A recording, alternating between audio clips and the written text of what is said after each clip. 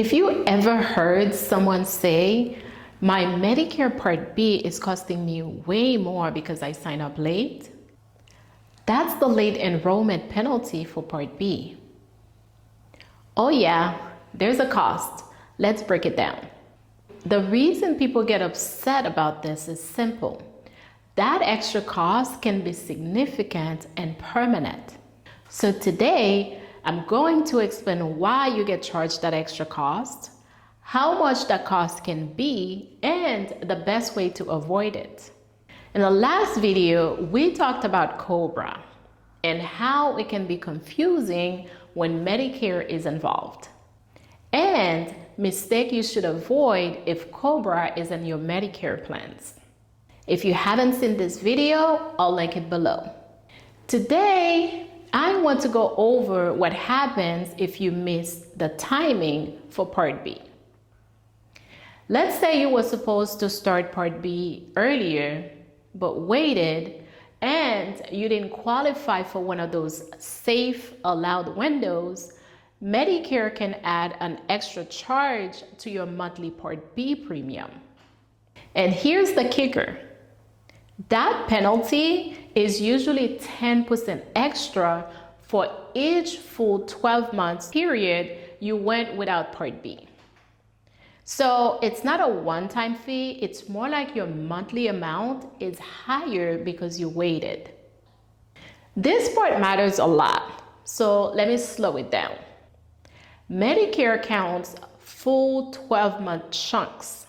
So if someone delays 11 months, you might be able to get away without the fee.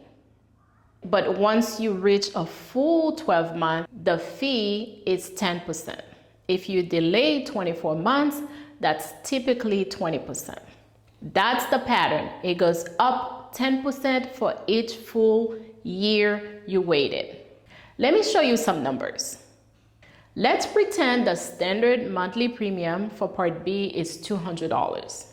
If you have a 10% penalty, that's $20 extra. So you'll pay $220 a month.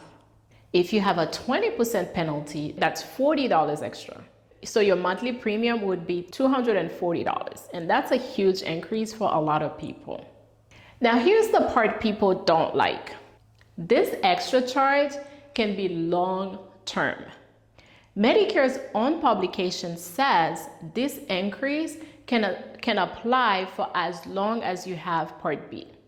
That's why I talk so much about timing in this series, because avoiding it's easier than fixing it later.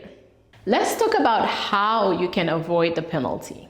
A lot of people can avoid it by having active work coverage from someone who's currently working, you or your spouse. We covered this in the last video. And sign up for Part B within that 8-month window.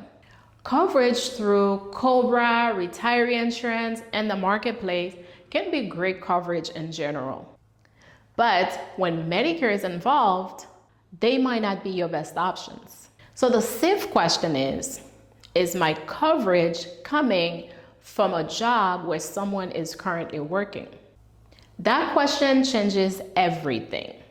Now, if you're watching this and you're thinking, uh-oh, I might have missed it, don't panic. Here's the practical thing to know. If you miss your window and you don't qualify for one of those safe windows, you might have to wait for a certain time of the year to sign up. That's why people end up with gaps. Social Security explains that coverage often begins the month after you sign up. Everyone's situation is different here, so you might want to confirm that information with Social Security once they receive your application. Here's the takeaway. The Part B late penalty is usually 10% every 12 months you delay. And it can last a long time. That's why we need to be mindful with the timing.